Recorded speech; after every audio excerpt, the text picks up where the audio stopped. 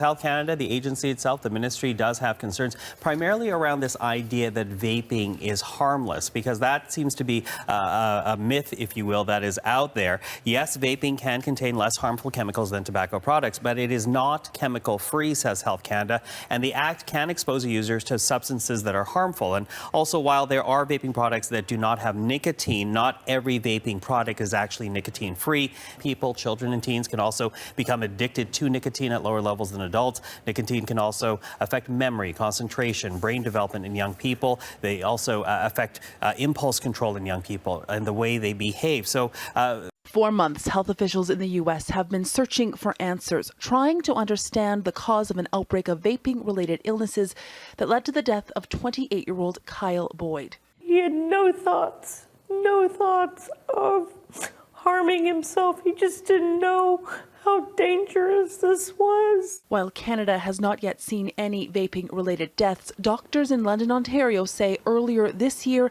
a teenage boy came very close. He was as critically ill as you can get. He began using e-cigarettes just 5 months before becoming ill. He used them a lot, inhaling flavored e-liquids and THC from pods he purchased online. His symptoms began with a persistent cough, but doctors soon realized how serious his condition was. The teen spent 47 days on life support and nearly required a double lung transplant. We've been seeing him in follow-up, and his breathing tests are still showing that he has significant lung impairment, similar to someone who has smoked for years and years. Listen guys, everyone's asking me about vaping. Bro, I get it. Vaping is dope. It kind of tastes good. Like if you used to smoke cigarettes, a lot of people have quit by vaping and they feel like it's a safer thing because burning a cigarette is like, we know you're gonna get cancer or emphysema eventually, the longer you do it. And so vaping has really kind of supplanted this. A lot of young kids though are vaping as the only thing they do and becoming hooked on nicotine containing products. So that's a downside. But then the bigger downside that's all over the news now is people are apparently dying.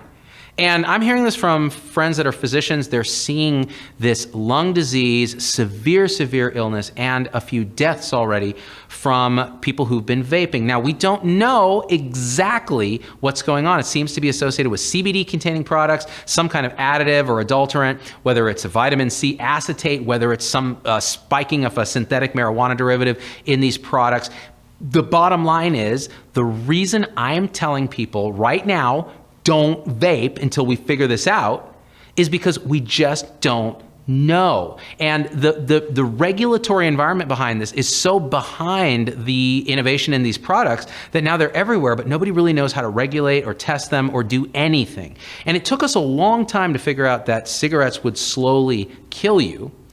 And the question is it going to take us a long time to figure out that vaping is either going to slowly kill you or kill you instantly, depending on what adulterant is in the vape juice? So I think the safest thing to do is just smoke cigarettes because they're totally natural. I mean, American Spirits, right? Right? You guys giving me money, American Spirit? I'm kidding. The best thing to do is try to quit all of that. Don't start if you don't already smoke, and wait until we learn more. We need to study it, and honestly, I'm not a big fan of regulation, but we need to regulate the hell out of it because it can potentially injure people if you don't. So here's the call to action. Share this thing. If you vape now and you've quit smoking and you're vaping, try to stick with products that are kind of mainstream. Don't go into that weird CBD. By the way, guys, let's be honest.